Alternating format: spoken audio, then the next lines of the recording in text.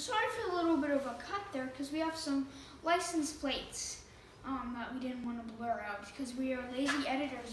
But this is a auger. Somehow I know what size it is. Actually, Tyler told me. Thank you. I told them it's a size 8.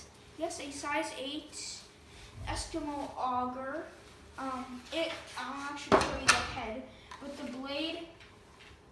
Please, all ice fishermen, whether you have a hand auger, battery powered, gas powered, please cover your blades because it'll cut through your paper shack, not paper, but fabric shack like it's nothing.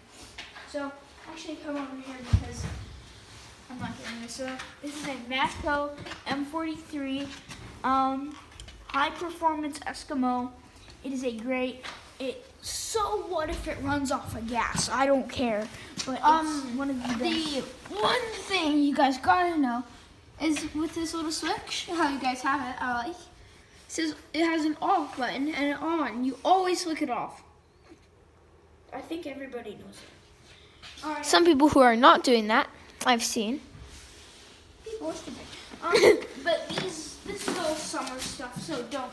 Summer stuff. Don't comment about that. Show it away from me. See you guys. Bye.